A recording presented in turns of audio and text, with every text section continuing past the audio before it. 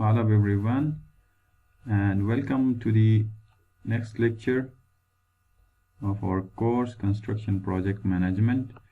In previous lecture we have discussed about what is a project and characteristics of a construction project, right? तो पिछले lecture के अंदर हमने दो चीज़ों की बात की थी। पिछला जो हमने टॉपिक डिसाइड किया था उसको हमने दो पार्ट्स में डिवाइड किया था, जिसमें से एक पार्ट को हमने लेक्चर नंबर 10 जो कि हमारा प्रीवियस लेक्चर है उसके अंदर कवर किया था, और दूसरा पार्ट जो है प्रोजेक्ट डेवलपमेंट साइकिल जो कि हमने आज इसको कवर करना है, राइट? तो हमारा मेन टॉपिक था what is a construction project and construction project development cycle क्या होता है। तो पिछले लेक्चर के अंदर हम लोगों ने ये चीज़ डिस्कस की थी कि किसी भी कंस्ट्रक्शन प्रोजेक्ट के डिफरेंट कैरेक्टरिस्टिक्स क्या होती हैं। कंस्ट्रक्शन प्रोजेक्ट की 4 मेन कैरेक्टरिस्टिक्स हमने डिस्कस की थी। उसके बाद रिसोर्सेज को हमने फर्दर एक्सप्लेन किया था, और हमारे जो मेन 4 रिसोर्सेज हैं जिनको हम 4 AIIMS of construction resource industry बोलते हैं, इन 4 रिसोर्सेज को यूज़ करके हम डिफरेंट ऑब्जेक्टिव्स को अचीव करने की कोशिश करते हैं जो कि हमारे प्रोजेक्ट की नीड होती हैं। उन ऑब्जेक्टिव्स को अचीव करने के लिए हम प्रॉपर तरीके से प्रॉपर मैनेजमेंट के थ्रू इन 4 रिसोर्सेज को कैसे यूज़ कर सकते हैं उसको हमने डिस्कस किया था। तो आज के लेक्चर के अंदर हम लोग उसी टॉपिक के सेकंड पार्ट को, जो कि कंस्ट्रक्शन प्रोजेक्ट डेवलपमेंट साइकिल है, उसको डिस्कस करेंगे, जो कि हमारा लेक्चर नंबर 11 होगा, right? So let's start. Lecture हमारा आज का है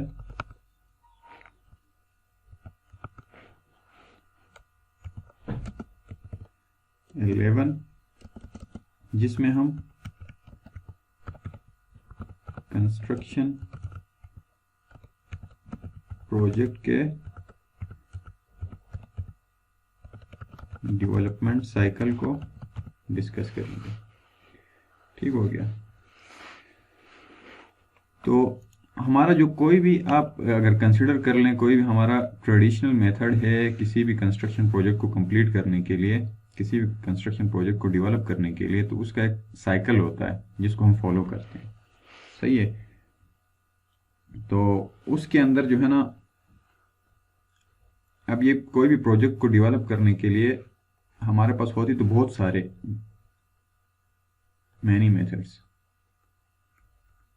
अब obviously with the passage of time development होती गई, तो प्रोजेक्ट डेवलपमेंट साइकिल या किसी भी कंस्ट्रक्शन प्रोजेक्ट को डिलीवर करने के बहुत सारे मेथड्स आते गई। लेकिन आज जो हम डिस्कस कर रहे हैं, एक हमारा जो जिसको आप कन्वेंशनल प्रोजेक्ट डेवलपमेंट मेथड बोलें या फिर आपका ट्रेडिशनल जो मेथड है, उसको हम एक जर्नलाइज वे में डिस्कस करने की कोशिश करेंगे। और एक हमारा नया लेक्चर आएगा जिसके अंदर हम पूरे प्रोजेक्ट डिलीवरी मेथड्स को, उसके जो टाइप्स हैं, 1 बाय 1 डिटेल में डिस्कस करेंगे। आज हमारा मकसद सिर्फ एक कंस्ट्रक्शन प्रोजेक्ट का जो डेवलपमेंट साइकिल है उसको समझने का है, सही है? तो कोई भी आपका कंस्ट्रक्शन प्रोजेक्ट होता है तो उसकी डेवलपमेंट का जो साइकिल होता है वो बेस करता है 3 मेन चीज़ों पे। किस किस पे? डिज़ाइन आप करते हैं, देन आप बिल्ड करते हैं, देन बिल्ड करते हैं। ठीक हो गया? तो ये 3 डेवलपमेंट साइकिल के मेन पार्ट्स हैं। अब हर पार्ट के अंदर डिफरेंट फेजेस होती हैं। ठीक हो गया? तो हम 1 बाय 1 डिस्कस कर लेते हैं। सबसे पहला हमारा आता है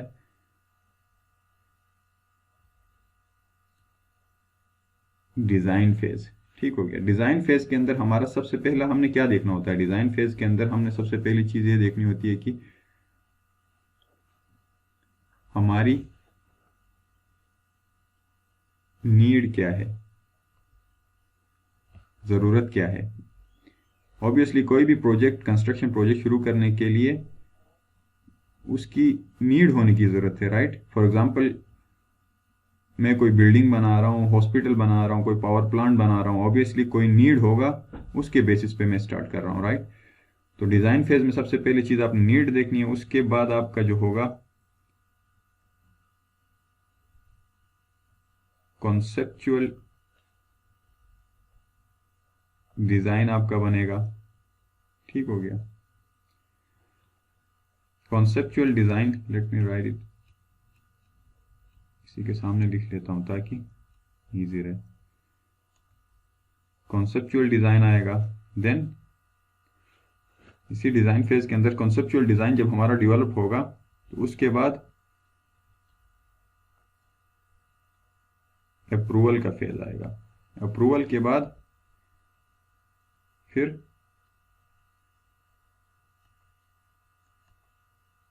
हमारा प्रिलिमिनरी डिजाइन आएगा,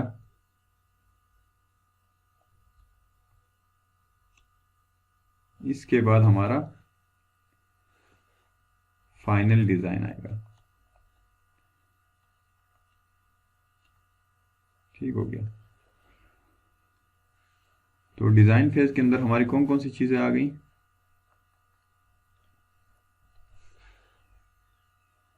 ये हमारा पूरा डिजाइन फेज हो गया। सही हो गया। अब डिजाइन फेज के अंदर हमारा पहला हमारा need, then conceptual design, then approval, then preliminary design और फाइनल डिजाइन।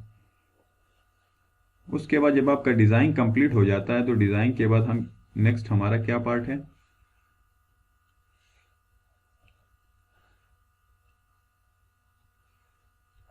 डिजाइन के बाद फाइनल डिजाइन होगा तो उसके बाद हम बिडिंग का प्रोसेस स्टार्ट करेंगे। अब बिडिंग के अंदर सबसे पहली चीज क्या होती है आपके पास? बिड का जो है आप पैकेज कंप्लीट कर लेते हो।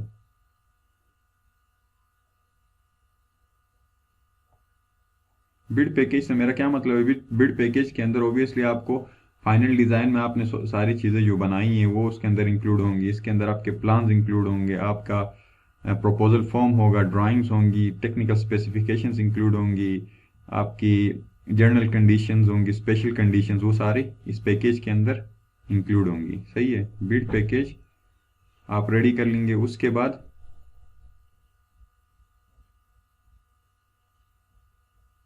रिलीज ऑफ बिड, इसको आप टेंडरिंग के लिए रिलीज कर देंगे और उसके बाद हम कोई नोटिस लगाएंगे जिसको NIT बोलते हैं, notice for inviting for tenders. Tenders के लिए इनवाइट करने के लिए आप क्या करेंगे? एडवर्टाइज करेंगे।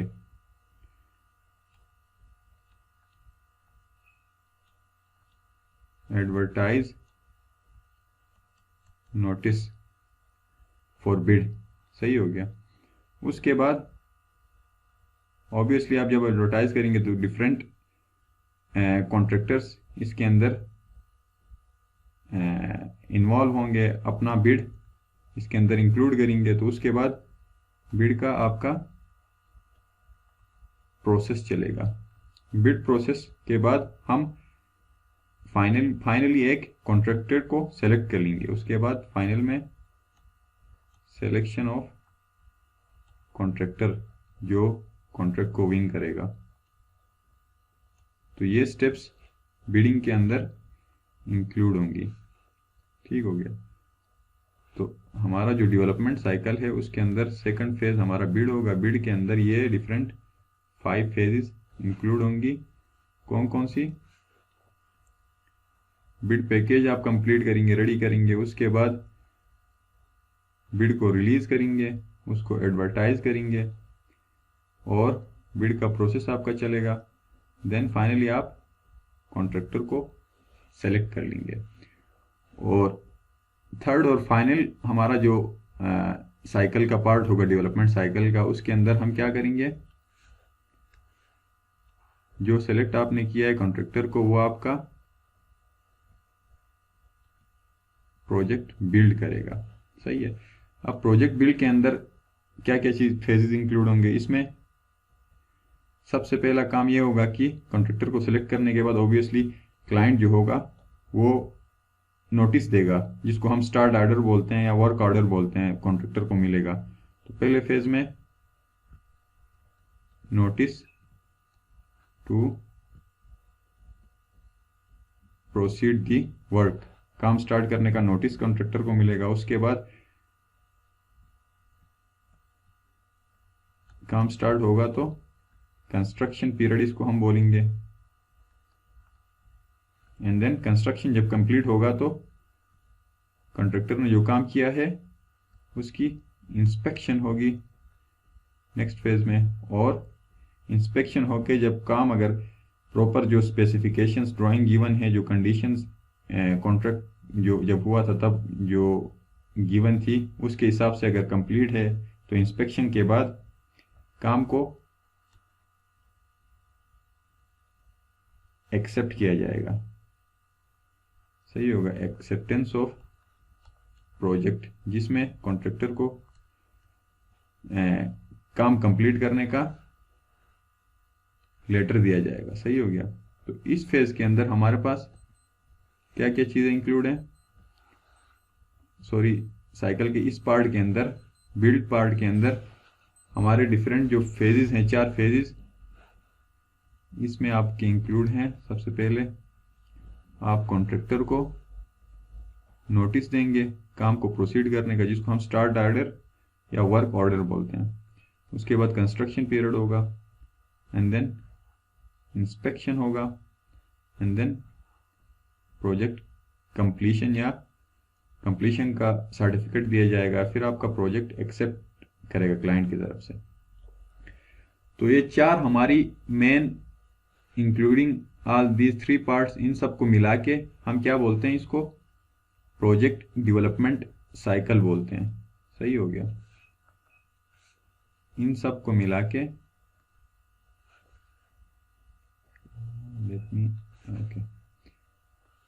ये तीनों पार्ट्स मिलके आपके क्या बनाती हैं, किसी भी कंस्ट्रक्शन प्रोजेक्ट का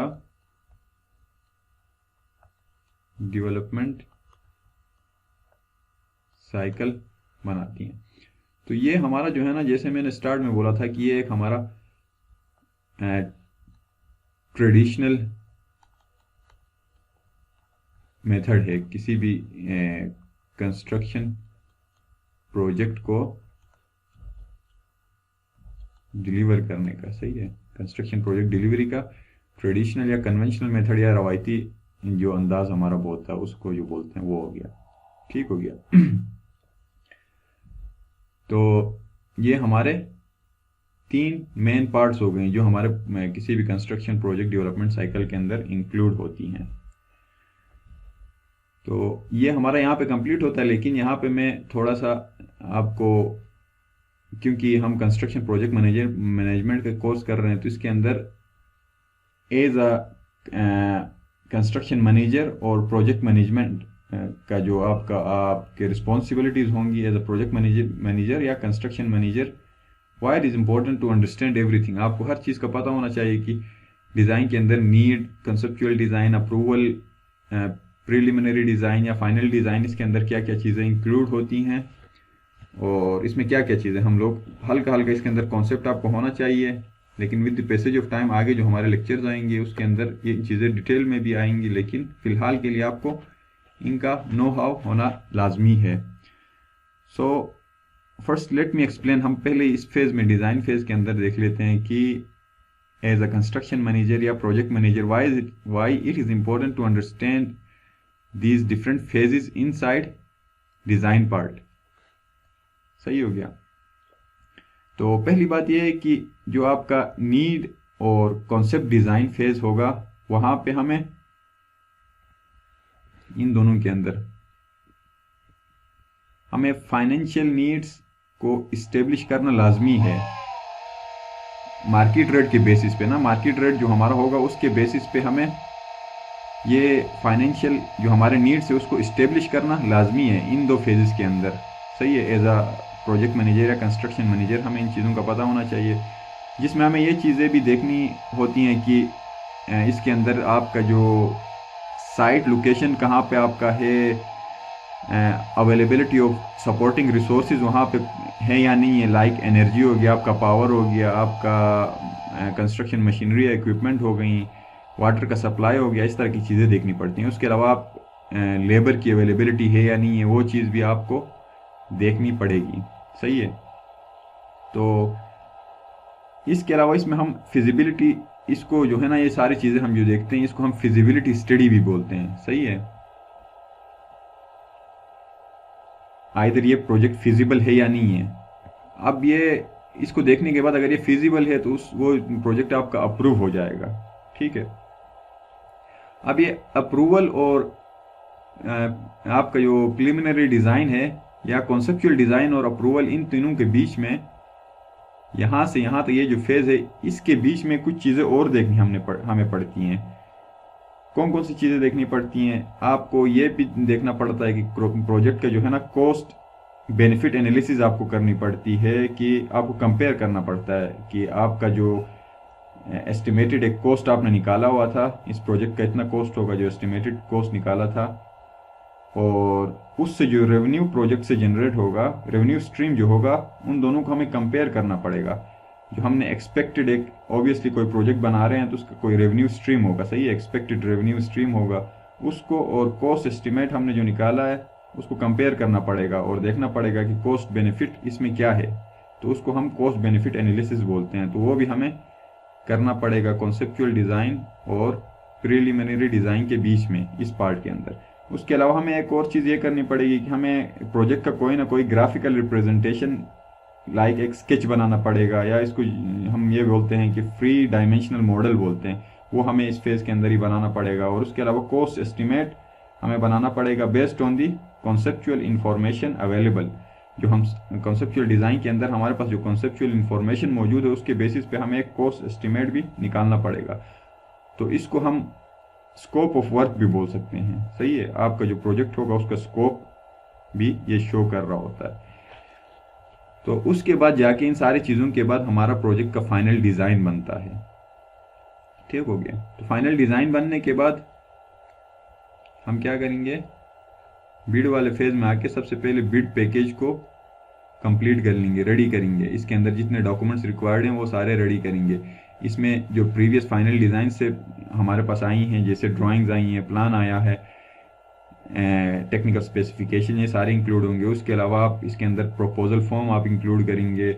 उसके अलावा जर्नल जो कंडीशंस होंगी कॉन्ट्रैक्ट की वो इंक्लूड होंगी, स्पेशल कंडीशंस जो होंगी वो इंक्लूड होंगी। सही है। उसके बाद ये रेडी जब होंगी, आपका पैकेज रेडी होगा, तो आप बिड के लिए रिलीज़ करेंगे। उसके बाद आप नोटिस लगाएंगे टेंडरिंग के लिए, इनवाइट करेंगे डिफरेंट कॉन्ट्रैक्टर्स को जो जो एलिजिबल हैं। देन वो कॉन्ट्रैक्टर्स आके बिडिंग करेंगे और बिड का प्रोसेस इस फेज़ में चल जाएगा। अब बिड का प्रोसेस और टेंडरिंग होने के बाद कॉन्ट्रैक्टर जो जो बिड करेगा, उनमें से जो रिक्वायरमेंट्स पे उतरेगा, उसमें से जो हमारा फर्स्ट प्रायोरिटी होगा, जो जिसके सबसे ज़्यादा हमारे रिक्वायरमेंट्स को फुलफिल करेगा, उस कॉन्ट्रैक्टर की सिलेक्शन होगी। कॉन्ट्रैक्टर की सिलेक्शन होने के बाद हमारा जो साइकिल का नेक्स्ट पार्ट है बिल्ड का होगा। अब जो कॉन्ट्रैक्टर सेलेक्ट होगा उसको क्लाइंट की तरफ से नोटिस दिया जाएगा कि आप काम अब प्रोसीड कर सकते हैं, जिसको हम स्टार्ट ऑर्डर या वर्क ऑर्डर बोलते हैं। ठीक हो गया। तो कॉन्ट्रैक्टर उस बेसिस पे काम स्टार्ट कर लेगा एंड देन कंस्ट्रक्शन पीरियड हमारा चालू होगा। कंस्ट्रक्शन कंप्लीट जब होगा तो उसके बाद कंप्लीट होने के बाद उसकी इंस्पेक्शन होगी। ड्यूरिंग कंस्ट्रक्शन पीरियड भी इंस्पेक्शन होता है, उसके अंदर एक्टिविटीज़ की इंस्पेक्शन होती है, लेकिन फाइनल में प्रोजेक्ट को एक्सेप्ट करने से पहले पूरे प्रोजेक्ट की एक प्रॉपर इंस्पेक्शन की जाती है, उसका यहाँ पे जिक्र है। सही है। तो प्रॉपर इंस्पेक्शन के बाद उसमें सारी चीज़ें देखी जाएंगी कि इधर आपका फाइनल डिज़ाइन की जो स्पेसिफिकेशन, टेक्निकल स्पेसिफिकेशन, आपके प्लान्स, ड्राइंग्स और कंडीशंस जो थी उनके बेसिस पे कंप्लीट हुआ है, आइदर हुआ या नहीं हुआ है। तो इंस्पेक्शन के बाद अगर कंप्लीट हुआ है, सारे कंडीशंस को फुलफिल कर रहा है, देन प्रोजेक्ट एक्सेप्ट हो जाएगा और कंप्लीशन सर्टिफिकेट आप कॉन्ट्रैक्टर को दे देंगे। तो यहाँ पे आपका डेवलपमेंट साइकिल कंप्लीट होता है। सही है। जैसे कि मैंने पहले भी बोला था, लेक्चर को यहाँ को वाइंड अप कर लेते हैं, लेकिन पहले मैंने एक चीज़ आपको बोली थी कि ये हमारा क्या है, बार बार मैं इस चीज़ पे फोकस कर रहा हूँ कि ट्रेडिशनल वे है हमारा किसी भी कंस्ट्रक्शन प्रोजेक्ट को डेवलप करने का। सही है। तो जैसे सबसे पहले आप क्या करते हैं, डिज़ाइन करते हैं, देन बिड करते हैं, देन बिल्ड करते हैं। सही है, ये हमारा क्या है, एक ट्रेडिशनल मेथड है। किस चीज़ का, किसी भी कंस्ट्रक्शन प्रोजेक्ट को डिलीवरी का ट्रेडिशनल मेथड है। लेकिन with the passage of time development के साथ साथ और भी मेथड्स आती गई हैं। मैं एक दो एग्जांपल्स दे दूं आपको। जैसे अब आजकल जो कुछ प्रोजेक्ट्स ऐसी हैं जिनके अंदर हम क्या करते हैं, डिज़ाइन,